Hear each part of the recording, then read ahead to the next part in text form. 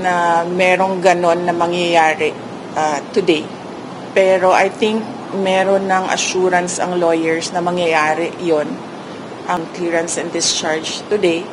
So, nagpapasalamat dito sa media, sa inyong lahat, sa pagbabantay, pagtulong at pagprotect ng update sa nangyayari sa taas. So, hindi ko na lang din banggitin yung mga pangalan kasi nag-request din yung mga patients na huwag banggitin yung mga pangalan nila. So, ang isang patient, may clearance na siya. Ang decision niya is umuwi muna sa kaibigan niya. Natatakot siya umuwi sa sarili niyang bahay. So, ang decision niya, pag-discharge niya dito, ay pupunta siya sa kaibigan niya. Doon muna siya titira. And then yung isang patient, waiting siya for discharge. At ang sabi sa kanya ng private doctors niya ay lumipat siya ng hospital. So yun yung gagawin para sa kanya. Well, hindi niya nasabi sa akin. Ang nasabi lang niya sa akin ay yun yung gusto ng private doctors niya, na lumipat siya ng another hospital. So yun din yung gagawin niya kasi right now, yun lang din yung pinagkakatiwalaan niya, yung mga doktor.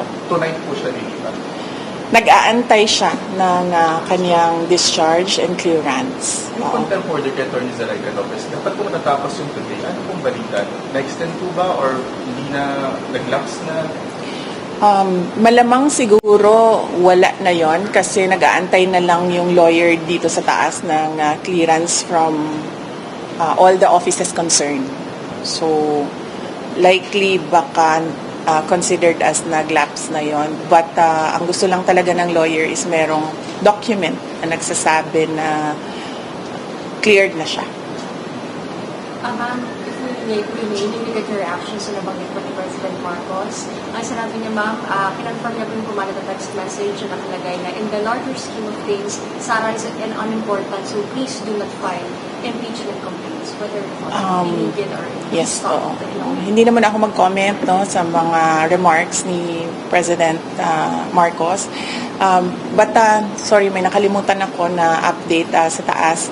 Gustong ipaabot nung dalawang patients ang pagpapasalamat niya sa inyo, sa media, kasi binantayan niyo daw sila at hindi niyo sila iniwanan. And gusto din nila magpasalamat sa mga doctors and lahat ng healthcare professionals na tumulong sa kanila, and of course sa mga lawyers din na nag-assist sa kanila all throughout the crisis.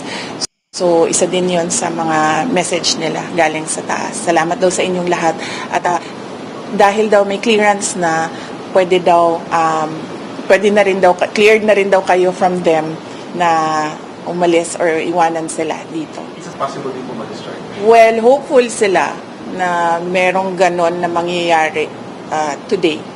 Pero I think meron ng assurance ang lawyers na mangyayari yon, ang kanyang clearance and discharge today. So, nagpapasalamat. Kaya nagpadala na rin siya ng pagpapasalamat dito sa media, sa inyong lahat, sa pagbabantay, pagtulong at pagprotekta sa kanila. I'm sorry, NBI investigation, December 11. Pupunta po kayo? I'll have to run my schedule day by day kasi nagbabago siya ngayon araw-araw dahil bigla na lang may nangyayari na mga bagay kaya hindi ko magawa yung schedule ko ng malayo pa. So, we do it day by day sa ngayon, yung schedule. So, hindi ko pa masagot kung pupunta ako sa December 11. Tsaka, ang isang consideration dyan ay sinusunod ko kung ano yung mga sinasabi ng lawyers sa ngayon. So, kung ano yung sasabihin or ano yung advice ng lawyers, yun yung gagawin ko. Yes, oo. Nag-express kasi yung isa, dalawa, tatlo. Nag-express yung tatlong mga resource persons from the Office of the Vice President that they really feel safer and medyo kumakalma sila kung nandiyan ako.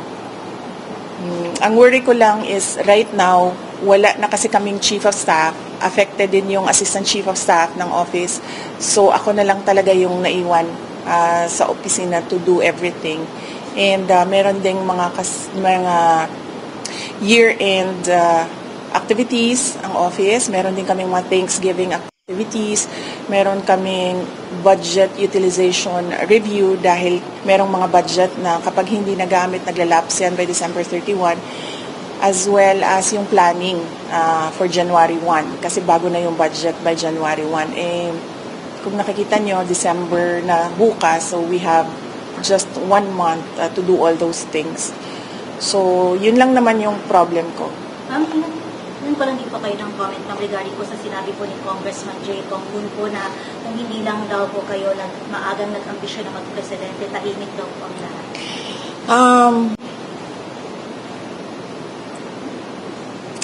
Unang-una, the presidency of 2022 was mine already. Nanalo na ako sa surveys, lahat ng tao solid na, united na for my candidacy.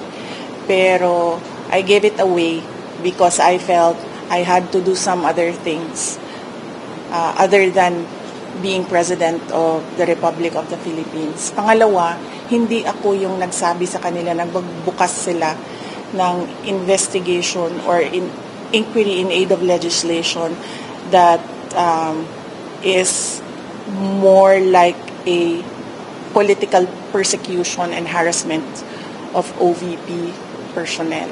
So, wag nila akong i-gaslight into saying na ako ang dahilan ng kaguluhan na ito. Ang kaguluhan na ito ay nagsimula sa terrorism nila, sa harassment nila, sa threats nila, sa mga personnel ng Office of the Vice President. Ma'am, clarification lang po, nag-resign na po ba si Attorney Rosalay? Hindi pa siya nag-resign, pero nagsabi siya na mag-i-indefinite leave na siya. So, once ma-cleared siya dito, she will file an indefinite leave from the Office of the Vice President. Ang sabi ng Presidente, never say never kung mag-reconcile kayong dalawa. I will not comment on the remarks of President Marcos sa ngayon. Thank you. Message na lang sa mga supporters sa EDSA Shrine. Yes, oo. Well, nagpapasalamat din kami sa mga supporters namin sa EDSA Shrine. And syempre yung iba pa na kahit hindi namin supporters ay nagpapalabas ng kanilang saloobin sa mga nangyayari ngayon. Dahil nagbabantay din sila sa mga pasyente natin dito sa Veterans Hospital.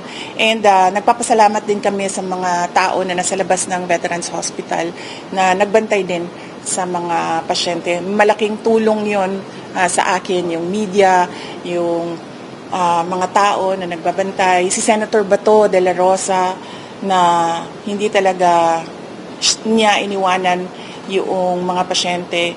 Si Senator Bongo na nag-substitute sa akin dito.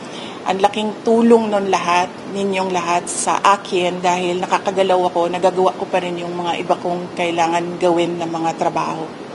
Ma'am, Thank you. Ma'am, nag-usap na po ba kayo ni